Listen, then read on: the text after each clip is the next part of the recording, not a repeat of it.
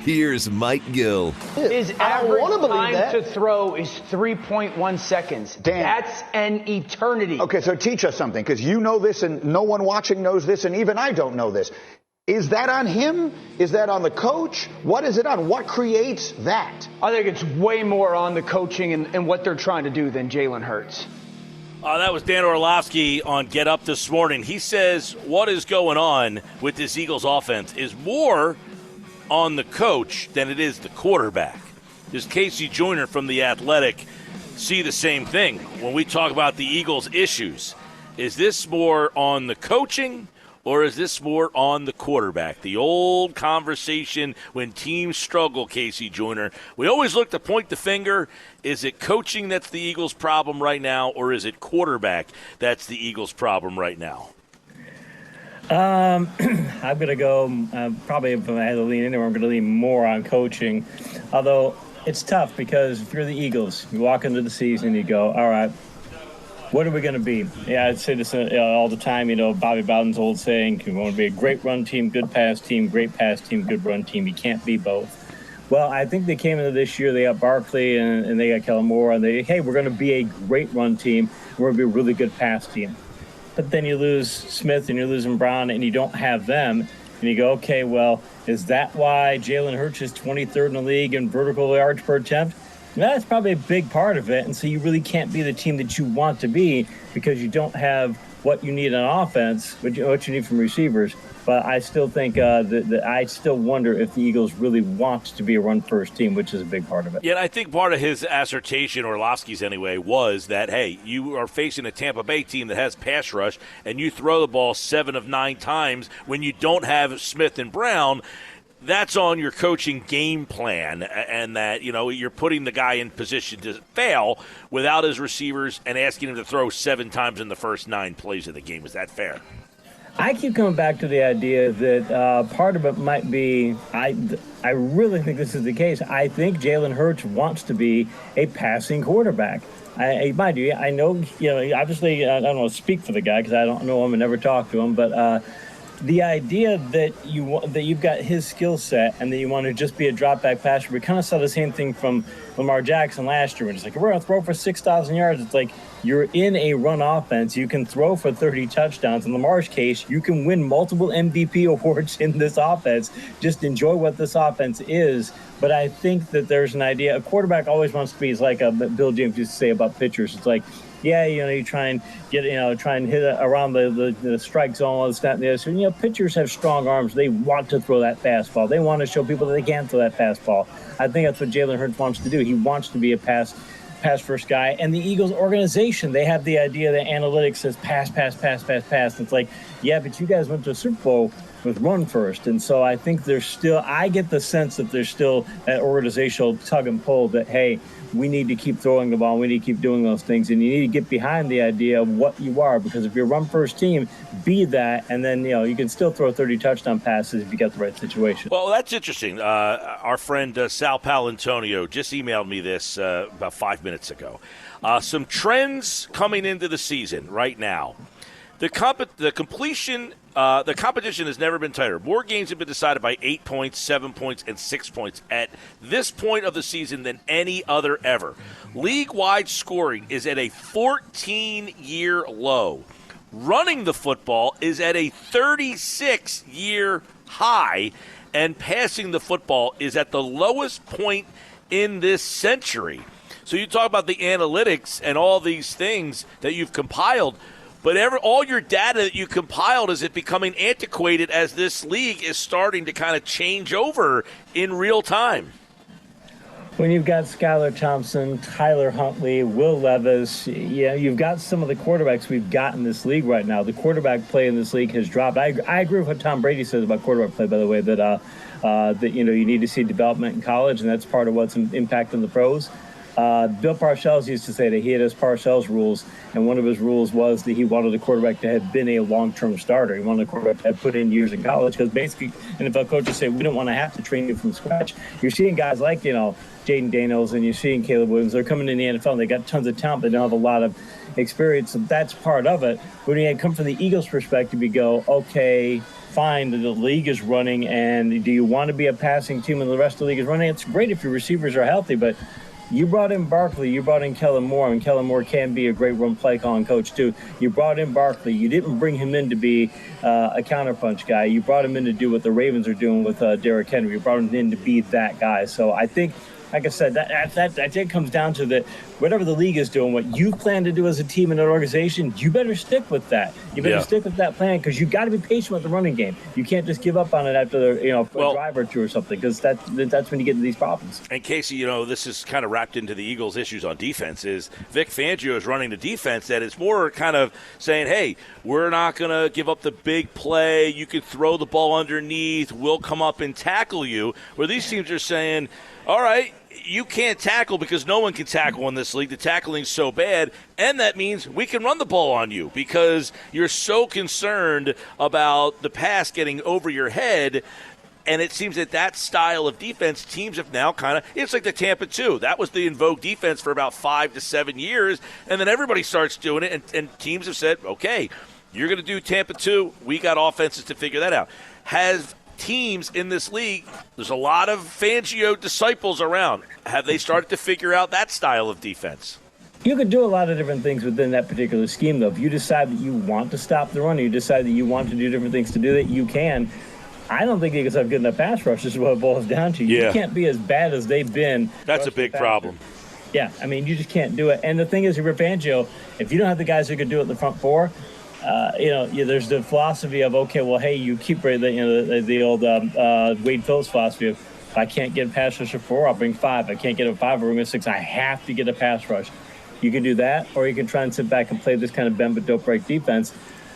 You can make an argument for both things, but one of the best things you can do to protect your defense is to have a running game that makes sure that you're not on the field as quite as often as you were if you were trying to use a fast-paced passing attack and things. And so I think part of it is the Eagles can go with, hey, we need to grind the ball and slow the game down. I think that's a big part of it. And plus, I still think Fangio's system, I think it'll be even better when the defense gets adapted and adjusted to it. But because of what's happened on offense, and they haven't been able to say we want to be in a consistent style of game plan, because they're having to adjust based on what the offense is doing. It's a complementary system.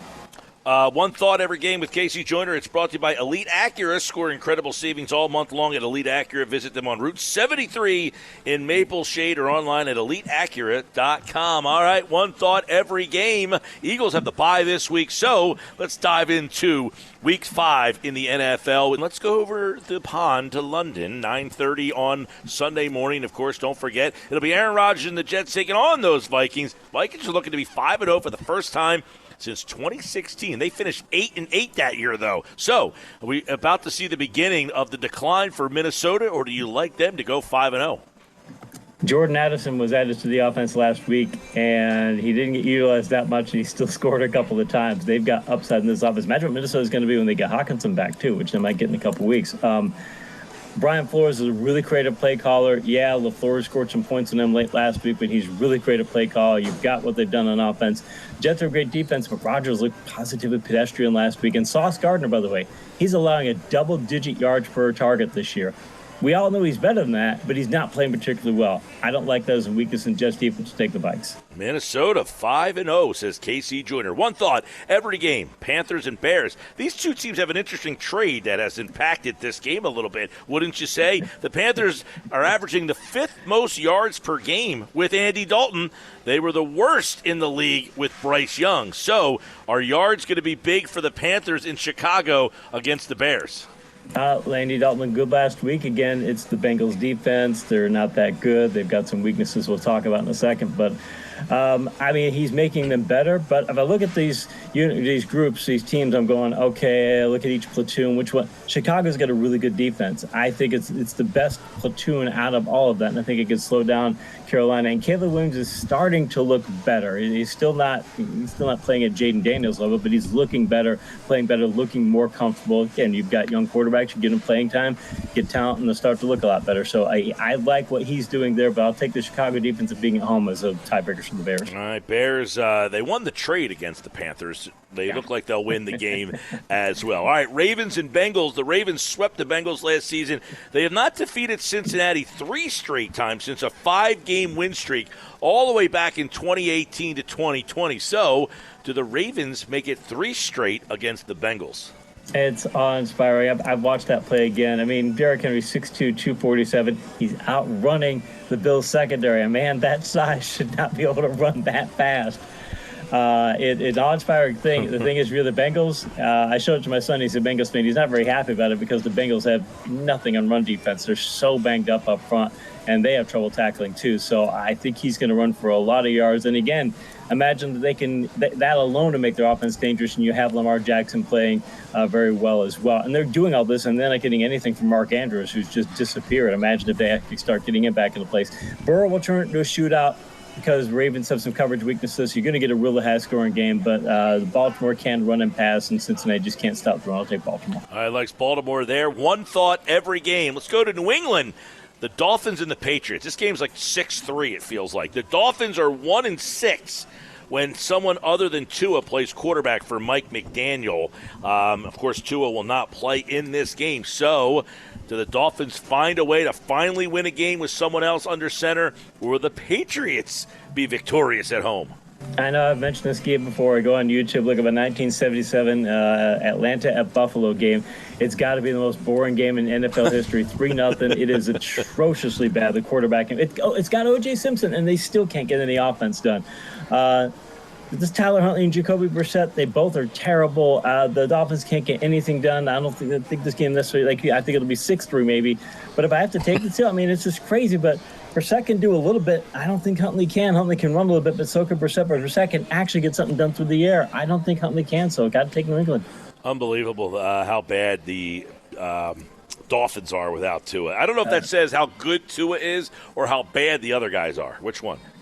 I think it says how good Tua is, but again, you can't if you build your offense around him and you've got no backup plan, that's that's bad for, again, the sort of thing that if the Dolphins season falls apart and I'm not saying they would, but if they did fire McDaniel, it's like, hey, you or whoever is in charge of your personnel, whoever made the call that's what your backup plan was going to be, that's on you. You got to have a better backup plan than that, especially when you get a banged up starter. All right, one thought every game. Let's go to Browns and Commanders. All of a sudden, the Commanders 3-1 this season. They have not started 4-1 since 2008. Do the Commanders get there? Jaden Daniels looks fantastic. He's got Offensive Rookie of the Year. He's either going to be him or Neighbors, and with Neighbors being hurt, Daniels is starting to look like he's going to get there. He's a dual threat. He's doing great on the ground. He's destroying fantasy leagues. He's one of the best fantasy quarterbacks around. And again, McLaurin, 11 catches, 152 yards, and 2 touchdowns over the past 2 weeks. Those guys are going to get even more in sync. It's going to be a huge thing for them. Cleveland, Deshaun Watson, I think, thrown for 200 yards in a game this year. They don't have much of a ground game, and they should be much better than they are. Washington's defense is bad, but I think Daniels is a difference maker. Cleveland can't keep up. I'll take Washington. All right, Commanders would be 4-1 with the win in that one. Bills and Texans, this one should be a lot of fun. The Bills are seeking their 5th 4-1 start in the last 6 years. The Texans seeking their best start through the first 5 games since 2012. They were 5-0. So what gives in this one? Yeah, it's going to be that's the closest game on the board possibly. It's only a 1-point spread in favor of Buffalo. Josh Allen didn't play well last week, but Baltimore, especially when you get out to a lead, they're a team you can't play from behind against, and it's tough. But Houston doesn't present the Bills with the same problem. They're going to get Mixon back this week, probably. My fantasy team hopes so. But the Texans, they've got a fantastic aerial attack, and you can try and get into that kind of a shootout game with Buffalo. If that happens, I like Houston better just because they've got a lot better receivers. And Buffalo's got Allen, and Stroud's pretty good, and I think that Houston they're almost as good on defense. They just have a lot better receivers. So I take Houston. Boy, it's like by the smallest of margins. All right, Colts and Jags. Obviously the Jags have really struggled here. The Colts, you put Joe Flacco in, and voila, all of a sudden they look pretty good. So I don't know who goes for the Colts, but Jacksonville has yet to win. Is this the week that finally ends? Well, Jonathan Taylor, will he play? Does Richardson play? I mean, you've got Flacco there. Again, imagine the Dolphins with Flacco. What they would be like. Flacco should be making $15 million a year right now because he can keep teams from having their seasons fall apart. Jacksonville's got plenty of problems. The thing is, though, I've mentioned before, Jacksonville's not my favorite city, and it is not Indianapolis' favorite city either. 9-game losing streak at Jacksonville. We've known some of the games that they've gone in there, and they've looked, hey, they should win this one. They've got a much better team. I think they think that is a jinxed road trip for them. And honestly, I don't think if they had GT at full strength and Richardson at full strength, I would take it differently. But the injuries that they have and all that, and Jacksonville fighting, Peterson fighting for his job, I'm going to take Jacksonville because Indianapolis has to show that they can beat that jinx, and I think it's going to rattle them. All right, one thought every game, Raiders and Broncos. Broncos have won 2 straight on the road. Now they're at home, but the Raiders have won 8 straight games against the Broncos. How about that one there? Does the Raiders keep that streak going, or the Broncos make it 3 in a row? The Broncos, their defense right now, if it's not the best in the league, it's like it's easily top 10, might be pushing top 5. That's the sort of thing that can break streaks because you've got that kind of they've got a tremendous pass rush. They're very good in coverage. I mean, this is a defense that can really start to put its stamp on some things. And the Raiders, I mean, I just wrote a thing for The Athletic, a little spot about what would happen if Adams got traded. I mean, you're talking about benching Minshew for O'Connell. It's a soap opera. Players, everybody's making business decisions. I just look at that and go, man, I know the Raiders, I know the jinx and all that they have there, but they got to go to Denver, and Denver's got that defense. So I'll take Denver just because I think the Raiders, there's no reason they should be falling apart, and it speaks very badly for them if they are. All right, one thought every game. Niners and Cardinals. A lot of division games this week, by the way. Niners are 4-0 versus the Cardinals the last 2 years. They average almost 40 points a game in those games. So, did the Niners, again, put up a big number against the Cardinals, who gave up over 40 last week? I've been picking the Cardinals a couple of times in the first 4 weeks because they're well coached and they fight really hard, and they're going to play to their talent level, and that can win games in certain situations. This isn't one of those situations. The 49ers are that much more talented, and maybe they have Kittle this week, maybe they don't, but they can always get Ayuk more involved in the offense. They've got Juwan Jennings now to go along with Debo, who was utilized last week and can be utilized even more. They've got Jordan, the running back. They've got Mason. Thank you, Jordan Mason, the running back. And Purdy hasn't even played as well as he can. You add all that together, and it's like this team is already putting up the kind of points they can. He could do even better. I'll take Niners big in this one. One thought every game. Packers 8-1 versus the Rams dating back to 2007. So the Rams 1-3 start to the season. A loss would be the worst 5-game start in a McVay season. That goes back to 2017. It would be their worst start since 2014. So, do the Packers bounce back with Jordan Love? He almost threw for 400 last week in a loss, but the Rams are banged up all over. They are, and the Packers got out to a bad start last week, but they kept fighting. And if you put up 29 against the Brian Flores defense, and I don't care if some of that's in garbage time, you put up 29 against that defense, that's saying something. And I think that now that Love has gotten the okay, hey, I'm off the injury start and all that, and back to full strength and all that. He's got even more receivers than thinking. Now they got Tucker Kraft. I mean, they're great receivers. Now Tucker Kraft's going to step up. You had to lose Watson, but that's still a really talented offense. So the Rams, I just look at the offense, they've got Kyron Williams, and he should have a pretty good game. I can't see them keeping up in the shootout because, look, Jordan Whittington, they got nobody's in the receiving course. I got to take Green Bay pretty big. One thought every game. Casey Joyner from The Athletic. Seahawks-Giants. Seahawks are 5-1 in their last 6 meetings with the Giants going back to 2013. Geno Smith. I bet you the Giants wish they had Geno now. Yeah, Giants wish they had Geno. I mean, think about it. They've got Sam Howell on that roster, too. Imagine the Dolphins had Sam Howell, who led the league in passing yards for a time. So, New York's going to go in there. Malik Neighbors is playing great, but there's a chance he doesn't play this week. I think he missed practice again today. In fact, there's a good chance he's not going to play this week. It's going to help Wan'Dale Robinson's fantasy numbers. He's been a really good pickup and things, but you can't really funnel your offense through him. In Seattle, you've got Kenneth Walker coming back. He looked great last week, scoring touchdowns. You've got Metcalf off to a great start. You've got Jackson Smith and Jigba, who might be taking over the number 2 spot from Metcalf. You've got a lot of from Lockett. You've got a lot of talent in that offense, and it's in Seattle, so I'll take Seahawks big. All right, Sunday Night Football, one thought every game, Cowboys and Steelers. Man, if this was the 70s, it'd feel like a Super Bowl potential here. But the Cowboys seem like they're going the wrong way. Their defense is all banged up, but they're facing a really good defense, but not a great offense here.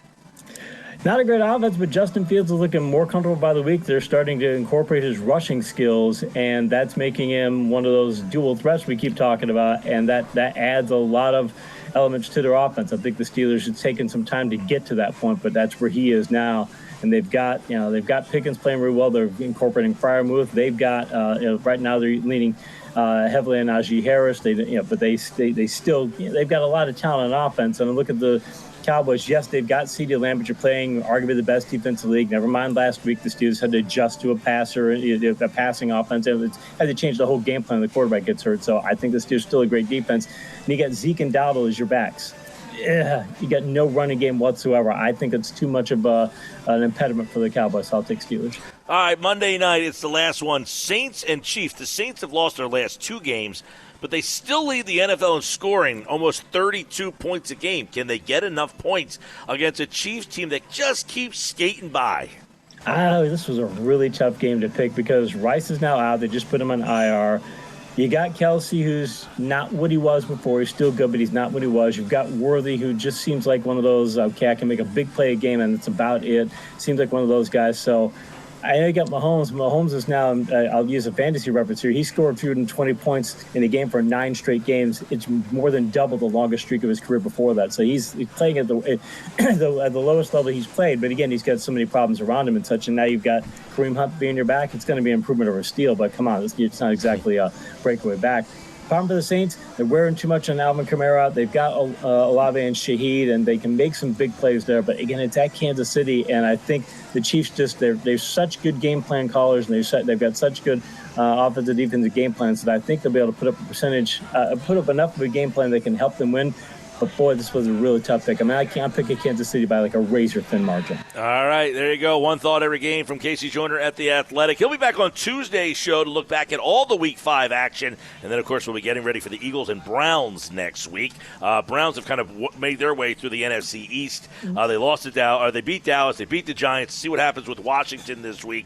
And they'll play the Eagles next week. And, of course, you can hear the Eagles and Browns next Sunday here on 97.3 ESPN. Casey Joyner's back on Tuesday. Thank you, buddy. Appreciate it. Casey Joyner from The Athletic here. One thought every game brought to you by our friends over at Elite Acura. Score incredible savings all month long at Elite Acura. Visit them on Route 73 Maple Shade or online at EliteAcura.com.